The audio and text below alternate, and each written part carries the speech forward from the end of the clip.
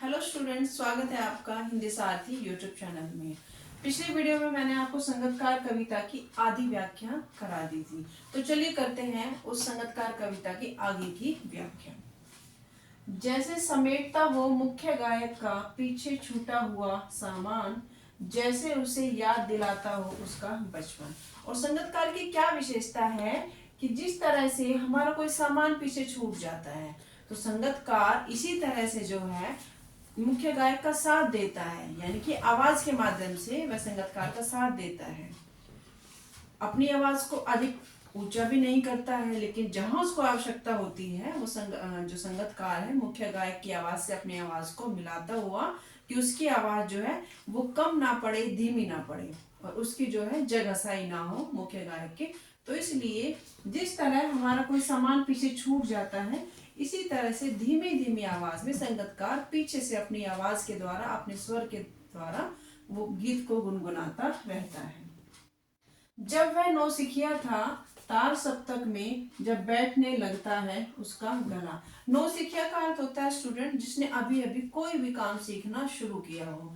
तो जो संगतकार है वो यही कह रहा है, मतलब संगतकार जो कैसा होता है वो भी जो है उसको भी स्वर आते हैं, उसको भी जो है सारे जो है सरगम वगैरह अच्छे से याद है, लेकिन वो कभी भी जो है मुख्य गायक का से अपनी आवाज को ऊंचा नहीं करता है, क्योंकि वो उसका सम्मान करता है, क्योंकि वो उसके लिए वो गुरु है और संगतकार जो है वो एक शिष्य है।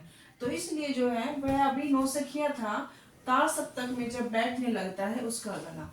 तो जो मुख्य गायक है उसके लिए कह रहे हैं कि मुख्य गायक को उसका बचपन याद दिला देता है। जब उसने मुख्य गायक ने भी कभी जो है गाना सीखना शुरू किया था, तो वो भी नौसिखिया था, कभी ना कभी तो वो भी नौसिखिया था। हर कोई जो है बिल्कुल एक्सपर्ट होके तो इस दुनिया में कोई भी नहीं आता है। तो मुख्य गायक के लिए जो कह रहे हैं कि मुख्य गायक को अपना बचपन याद आ जाता है कि जब वो भी नौसिखिया था और तार सप्तक में बैठने लगता है उसका गला। तार सप्तक होता है जो 7 स्वर होते हैं, 7 स्वर, 7 सरगम, उसमें से जो है जो चौथी जो सरगम होती है वो बहुत ऊंची होती है, यानी कि उसमें आवाज को बहुत ऊंचा उठाना पड़ता है, स्वर को बहुत ऊंचा उठाना पड़ता है। तो उस तार सप्तक में ऊंची आवाज की वजह से जब मुख्य गायक का गला थोड़ा सा बैठने लगता है, उसका गला थोड़ा सा भर्रा जाता है, यानी कि आवाज जो है थोड़ी सी फटने लगती है ऊंचे स्वर की वजह से। तो तब क्या है, आवाज से राख जैसा कुछ गिरता हुआ, राग जैसा कुछ गिरता हुआ, यानी कि जो मुख्य गायक है उसकी आवाज ऊंचे स्वर की वजह से थोड़ी सी भर्रा जाती है, थोड़ी सी बिखरने लगती है। जिस तरह से कोई राख जो है पीछे छूट जाती है किसी आग के जलने के बाद, तभी मुख्य गायक को ढांढस बंधाता, ढांढस यानी कि हिम्मत देता हुआ, उसको दिलासा देता हुआ, तभी जो है पीछे से आता है, कहीं से चला आता है कौन, संगतकार।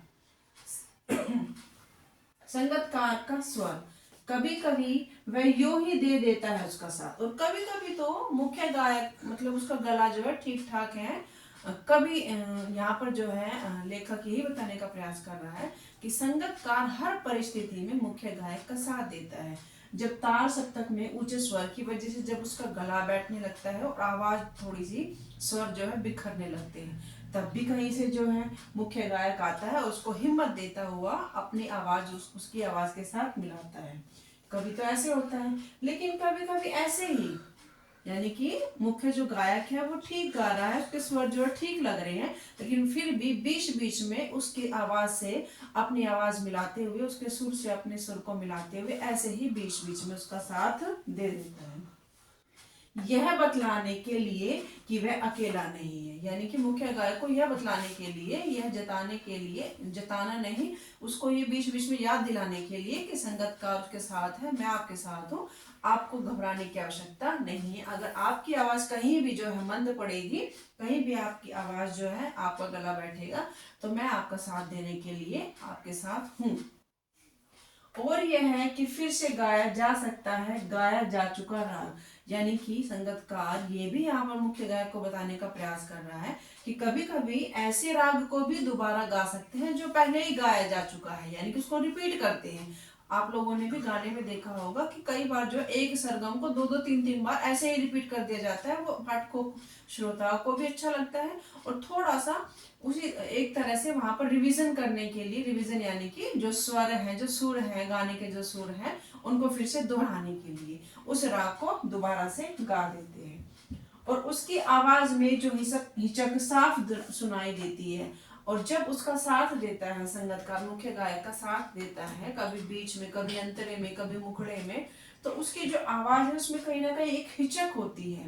हिचक इसलिए क्योंकि वो संगतकार है, वो मुख्य गायक नहीं है। कहीं ना कहीं वो अपने आप को शिष्य ही मानता है। ऐसा नहीं है कि उसकी आवाज अच्छी नहीं है, उसकी आवाज बुलंद नहीं है, वो ज्यादा अच्छा नहीं गा सकता है। कई बार तो ऐसे भी संगतकार हुए हैं जो मुख्य गायक से भी अच्छा गाते हैं और उनके जो स्वर हैं वो मुख्य गायक के स्वरों से भी उनके जो है सुर अच्छे लगते हैं। लेकिन फिर भी उसमें एक हिचक है। वो जो है मुख्य गायक का सम्मान करता है, उसको जो है अपना गुरु मानता है, इसलिए वो थोड़ा सा हिचकिचाता है।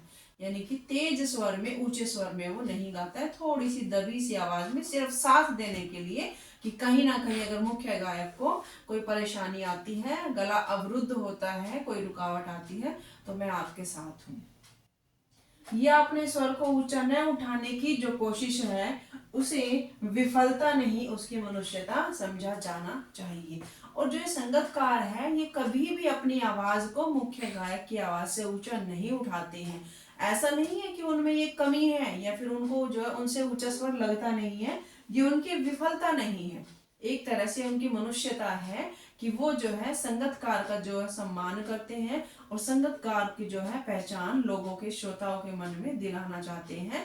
और ये वो जो है मुख्य गायक का, अपने शिष्य गुरु का जो है एक तरह से अनादर नहीं करना चाहते, अपनी आवाज को उनकी आवाज से ऊंचा उठाकर। तो ये इनकी विफलता नहीं, ये उनकी मनुष्यता है, यानी कि उनकी अच्छाई है जो वो अपने गीत के माध्यम से और अपने संगीत के माध्यम से संगतकार का साथ देकर करते हैं। तो स्टूडेंट, ये थी संगतकार कविता की व्याख्या। मैं आपको जल्द ही मिलती हूँ नेक्स्ट वीडियो में इस कविता के कुछ इम्पोर्टेंट एमसीक्यू के साथ। और मैं आपके लिए एक ऐसे वीडियो भी लेकर आऊंगी जिसमें सभी जो है काव्य खंड के मोस्ट इम्पोर्टेंट 20 या 30 जो एमसीक्यू का मैं जो है आपको वीडियो लेके आऊंगी। तो तब तक के लिए have a nice day students.